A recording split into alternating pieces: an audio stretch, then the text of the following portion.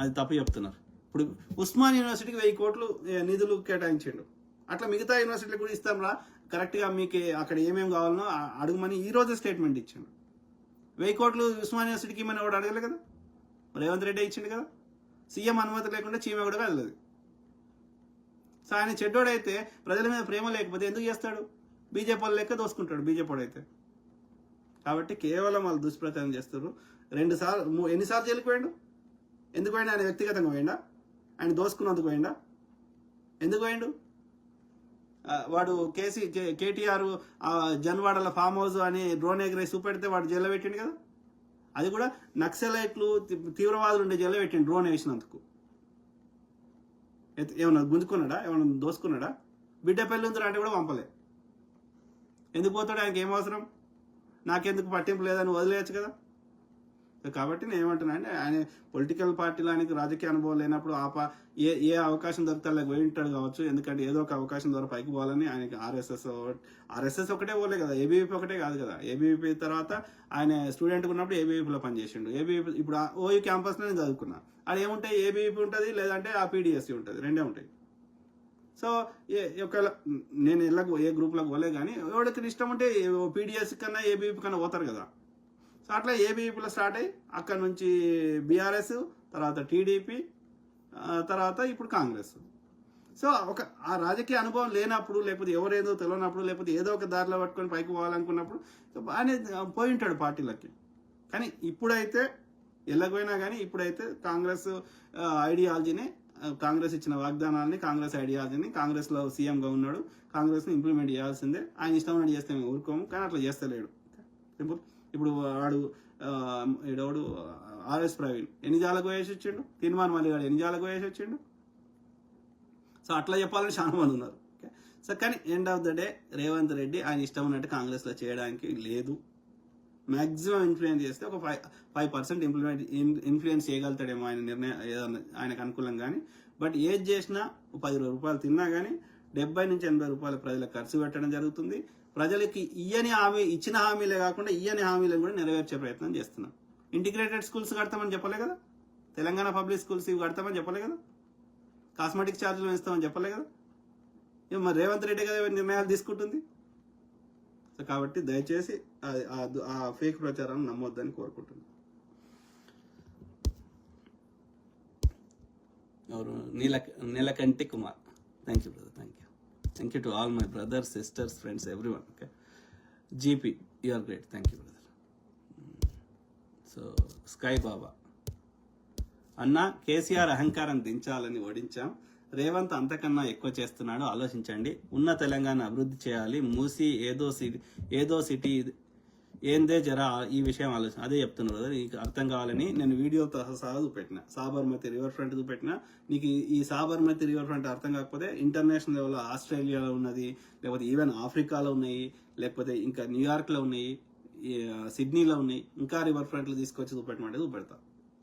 అదొక నది పక్కకి ఒక నగరాన్ని నిర్మించడం రివర్ ఫ్రంట్ అంటే. దానివల్ల చాలా అభివృద్ధి జరుగుతుంది. ప్రతి దగ్గర డౌన్ టౌన్లో ఇలా ఆకాశ ఆర్మ్యాలు వస్తాయి, గ్రీనరీ వస్తుంది. అది ఒక డిఫరెంట్ అయిపోతుంది సిటీ వైబ్. ఇప్పుడు వాడు వేలాడే బ్రిడ్జ్ కట్టినామంటే ఎంత సంతోషపడతాం. అదేది హైటెక్ సిటీ ఎక్కడ. సో ఒక్క బ్రిడ్జ్కి అంత ఫీల్ అయితే ఒక నగరాన్ని నిర్మిస్తే ఎట్లుంటుంది. కాబట్టి ఈ ముండకొడుకులకి ఏది చేసేది లేదు, అభివృద్ధి వద్దు. పేదోడుగానే ఉండాలి. అది కాదు, ఎన్ని కోట్లైనా ఖర్చు పెట్టి మనం విశ్వనగరాన్ని చేసుకోవాల్సిందే. పేరుకు విశ్వనగరం కాదు, నిజంగా విశ్వనగరం చేస్తాం. అట్లా అంటే ఇప్పుడు బేగంపేట విమానాశ్రయం ఉండగా మరి ఇది ఎందుకు విమానాశ్రయం? అప్పుడు ఈ విమానాశ్రయం ఊరవతల కడితే ఇక్కడ నుంచి అక్కడికి అసలు ఏమంటారు మొత్తం ఖాళీ జాగా ఉండేది. ఇవాళ ఉన్నదా? ఇలా ఎంత పెద్దగా అయింది హైదరాబాద్. ఇలా శంషాబాద్ దగ్గర ఆడవాడు నాకు జాగ కొనుక్కో సార్, జాగ కొనుక్కో అంటే గీడవాడు ఎయిర్పోర్ట్లు ఈ సౌండ్ అవుతుంది అన్నాడు. ఇవాళ ఏడు దొరుకుతుంది జాగా. మొత్తం ఆంధ్రలో వచ్చి మొత్తం శంషాబాద్ చుట్టూ కబ్జా పెట్టేసారు.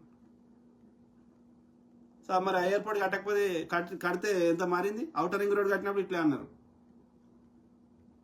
సో టెంపరీ అట్లే అంటారు, కానీ తర్వాత వీళ్ళే అబ్బా ఎంత బాగుంది అని వీళ్ళే అంటారు. So don't get mislead brother. Sky Baba, ఇక నీకు బీజేపీ బీఆర్ఎస్ అంధభక్తి ఉంటే నేను ఏం చేయలేం కానీ, ఇక మిమ్మల్ని మార్చలేం కానీ, మిమ్మల్ని ఇగ్నోర్ చేయడం తప్ప. అదర్వైజ్ ప్రజల ప్రతి రూపాయి సద్వినియోగం చేయడం జరుగుతుంది. ఉదయ్ కుమార్ ఎలిపే, వ్యక్తి ఆస్తిని ధ్వంసం చేస్తే ప్రభుత్వం ఊరుకోదు, ధ్వంసం చేసిన వాడి మీద చర్యలు తీసుకుంటారు. అలాంటిది ప్రభుత్వం ఎందుకు ధ్వంసం చేసింది? ఖమ్మం ఇళ్ల స్థలాల ఇష్యూ. ఆ భూమి ఎవరిది, ఎవరి పేరు మీద ఉంది, ఎందుకు ఉంది? అది ప్రభుత్వ భూమి ఉంటే వాళ్ళు కాదు. ప్రభుత్వ భూమిలో నువ్వు ఇల్లు కట్టుకుంటే, గుడిసె వేసుకుంటే అది నీదవుతుందా? గుడిసె నీదవుతుంది, ఇల్లు ఆ భూమి నీది కాదు కదా. తప్పు కదా, నువ్వు నేరం చేసినావు కదా, భూమిని కబ్జా పెట్టే ప్రయత్నం చేసినావు కదా అన్నప్పుడు చేస్తారు కదా, మరి తొలగించాలి కదా. ఇప్పుడు హైడ్రా ఉన్నది, హైడ్రా ఎన్ని జాగాల ఎన్ని కూలగొడుతున్నది? ఇల్లు నాది అంటే నువ్వు ఎందుకు కట్టినవాడా? అది నీ జాగా కాదు కదా. నేరం చేసినాక ఇంకా మళ్ళా సమర్థించుకుంటాను ధ్వంసం చేస్తున్నట్టు అది నీది ఎందుకు అవుతుంది? బరాబర్ చేస్తారు. ఇప్పుడు హైడ్రా పేరు మీద ఇప్పుడు దాదాపు లక్షల కోట్ల వర్త్ మనము రికవర్ చేసినాం. ఎన్ని చెరువులు పునరుద్ధరిస్తున్నాం. మరి వాడు కబ్జా పెట్టి తీసుకుంటుంటే వాడు చేసిందే తప్పు. వాని వస్తువులు తెచ్చి వాని స్థలంగా అందాల్లో పెట్టడమే తప్పు. ఇంకా వాడిని శిక్షించి జైలుకు పంపించాల్సింది, వానికి వాని దగ్గర పైసలు రికవర్ చేయాల్సింది పోయి ఇన్ని రోజులు దాని మీద బతికినావు, ఇంకా వదిలేస్తే ఇంకా ఇది చేస్తావు. అది నీది కాదు, నీది ఎవడు గుంజుకుంటలేడు. అది ప్రభుత్వంది, అది ప్రజలందరిది. ప్రజలందరిది ఒక్కరిని గుంజుకుంటా అంటే అందరు అడుగుతారు, అట్లా అందరు కబ్జా పెడతారు ప్రతి ఊర్లో. మరి వద్దాయిగా భూమి దేనికి వద్దాయిగా? ఎవరిని పడితే వాడు వాని పేరు రాసుకొనియా? పాఠశాలకు వద్దు, ఇండస్ట్రీకి వద్దు, రోడ్లకు వద్దు, అగ్రికల్చర్కి వద్దు, దేనికి వద్దా? ఎవరిని దోషింది వాడు కబ్జా పెట్టుకొనియా? చట్టవిరుద్ధంగా తప్పు చేసి మళ్ళీ నాది ఎందుకు గుంజుకుంటున్నావు అంటే ఎందుకు గుంజుకుంటారు? అట్లా గుంజుకోవాలంటే ఒక్కరిని ఎందుకు గుంజుకుంటారు? అందరు గుంజుకుంటారు. ఇక నిజంగా అరాచకం చేయాలంటే బీజేపీ పాలిత రాష్ట్రాలు బుల్డోజర్ పెట్టి అన్ని వానికి ఎవ్వడికి నచ్చకపోతే ప్రతిపక్షాలు అయ్యి, ముస్లింలు అయ్యి, లేకపోతే వాడికి నచ్చకపోతే వాడిని కూలగొడతారు. ఇల్లులు అయోధ్యలో ఎందుకు కూలగొట్టిర్రు? ఎవ్వడి పడితే వాళ్ళు కూలగొడితే ఇది చేసారు. సో కాబట్టి అట్లా చేస్తలేరు కదా, అరాచకం చేస్తలేరు కదా. అట్లా కూలగొట్టాలని అందరు కూలగొడతారు. అక్రమంగా కబ్జా పెట్టినయే కూలగొడుతున్నారు. సక్రమ వాటిని ఎవ్వరు కూలగొడతలేరు. ఒకవేళ ప్రభుత్వం ఏదైనా అవసరం ఉండి పెద్ద ప్రాజెక్ట్ కోసం సక్రమంగా ఉన్న వాటిని తీసుకుంటే వాళ్ళకి కాంపెన్సేషన్ ఇస్తారు, భూమి ఇస్తారు, వేరే దగ్గర వాళ్ళకి సిమిలర్ అవి చూపెడతారు. ఉట్టి చేతులతో పంపరు. అయినా సరే ఇది వివాదం చేశారు కాబట్టి, పేదవాళ్ళు కాబట్టి, వాళ్ళు తప్పు చేసినా, రైట్ చేసినా, కబ్జా పెట్టినా, ఇంకేం చేసినా మంత్రి గారు స్టేట్మెంట్ ఇచ్చారు. ఆ పేదవాళ్ళకి, అర్హులైన పేదవాళ్ళకి తప్పకుండా వేరే దగ్గర పునరావాసం కల్పిస్తామని అదొక మానవత్వ కోణంతో చెప్పారు, వాళ్ళు తప్పు చేసినా కానీ అట్లా దాని అర్థము ఎవడొచ్చి అట్లా కబ్జా పెడితే వదిలేస్తాము, చూసుకుంటూ కూర్చుంటామంటే చేయము. అట్లా చేస్తే తప్పు అవుతుంది. అట్లా అందరు చేస్తారు. ఆలోచించు బ్రదర్ ఉదయ్ కుమార్. అందుకే అంటున్నా, జర్నలిజం అనేది ఒక పవిత్రమైన వృత్తి.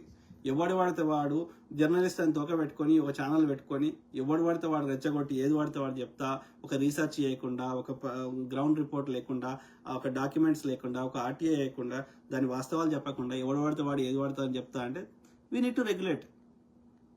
అట్లాంటప్పుడు we need to regulate. Only accreditation ఉన్న వాళ్ళు చేయాలి. వాళ్ళ అక్రిడేషన్ ఉన్న వాళ్ళు కూడా ఇది ప్రభుత్వం నుంచి అనుమతి పొందిన జర్నలిస్టు కూడా వాడు వాస్తవం డేటాతో చెప్పకుండా, ఫ్యాక్ట్ చెప్పకుండా వాడు ఏది పడితే అది చెప్తే వాని యొక్క పర్మిషన్ రద్దు చేయడం జరుగుతుంది. ఒకవేళ ప్రభుత్వం తప్పు చేసి వాని మీద చర్య కావాలని వాడు నిజం చెప్పినా కానీ వాని మీద చర్యలు తీసుకుంటే కోర్టులు ఉన్నాయి, ఆధారాలతో కోర్టుకు పోయి కొట్లాడవచ్చు. ప్రభుత్వం తప్పు చేస్తే ప్రభుత్వాన్ని కూడా కోర్టులు మందలిస్తాయి, శిక్షిస్తాయి, నిజంగా వాళ్ళు చెప్పేది వాస్తవం అయితే. కేవలం నేను దుష్ప్రచారం చేస్తా, ప్రభుత్వం మీద ఇబ్బంది పెడతా, ప్రభుత్వం ఏం మంచి పని చేయనియా, ఈ ప్రభుత్వం పోయి మేము దోసుకునే ప్రభుత్వం, మాకు చిల్లరిచ్చే ప్రభుత్వం తెచ్చుకొని ప్రజల్ని ఇంకా నాశనం చేస్తామంటే ఎందుకు ఊరుకుంటాం? మీకు డేటా తోటి ఉంటే చూపెట్టు. ప్రభుత్వం కూడా ఇష్టం ఉన్నది చేయలేదు కదా. అట్లా చేస్తే వీళ్ళు కోర్టు ఇప్పుడు నీది అనుకో జాగా, ఇప్పుడు ఆ పేదోళ్ళకి తీసుకుంటే ఆ పేదోళ్ళందరూ కలిసిపోయి ఒక లాయర్ని అటార్నీని హైర్ చేసుకొని హైకోర్టులను సుప్రీంకోర్టులను లేకపోతే లోకల్ కోర్టులను కేసేస్తే ప్రభుత్వం ఏం చేయగలుగుతుంది? కోర్టు న్యాయవాది తీర్పిస్తే, జడ్జి తీర్పిస్తే ఎన్నిసార్లు ప్రభుత్వానికి మొట్టికాయలే? నిజంగా ప్రభుత్వం మీ ప్రైవేట్ భూమి తీసుకుంటే కేసేయండి. నువ్వు ప్రభుత్వ భూమి లాక్కొని కబ్జా పెట్టుకొని మళ్ళీ నన్ను ఇది చేస్తున్నారు అంటే, నీకు నిజంగా ప్రభుత్వం తప్పు చేస్తే కేసీఐ రాకేష్ జర్నలిస్ట్, కేసీఐ మల్లిగా, కేసీఐ రఘు జర్నలిస్ట్, కోర్టులో కేసేయండి. నువ్వు వాళ్ళు గుడిసెలు వేయడం కరెక్ట్ అయితే కేసేయండి. అసలు కోర్టులు తీర్పు ఇచ్చినాకనే అప్పుడు కేసీఆర్ అయినా ఇప్పుడు ప్రభుత్వం అయినా వాళ్ళని ఖాళీ చేపిస్తుంది కోర్టు తీర్పు ప్రకారమే. ఎందుకంటే అది వాళ్ళ భూమి కాదు. మళ్ళీ ఎట్లా సమర్థిస్తారు? ఎందుకు సమర్థిస్తావు? తప్పు చేసిన వాళ్ళకి సమర్థిస్తారా? ఆలోచించండి ప్లీజ్. సాధిమిత్రులారా, ఐ కీప్ టాకింగ్, మాట్లాడుతూనే ఉంటా. ప్రతి అంశం మీద అవగాహన చేస్తా, అట్లనే మీ తరఫున వాయిస్ ఇస్తా. ఇంకా లాస్ట్కి ఒకటి ఉంటుంది, అది దాన్ని వెళ్తాను. లేవు, ఎందుకంటే చాలా లేట్ అయిపోయింది కదా. నాకున్న వీళ్ళని బట్టి నేను వస్తున్నా, సారీ. బట్ సో అందరు బాగుండాలి, అందులో మనం ఉండాలి. వాస్తవాలు మాత్రమే చెప్తాను. ఓకే, తప్పు చేస్తే కాంగ్రెస్ని కూడా ప్రశ్నిద్దాం. ఓకే, నిష్పక్ష ఎండ్ ఆఫ్ ద డే మన పైసలు, మన రిసోర్సెస్ మనందరికీ యూజ్ కావాలి.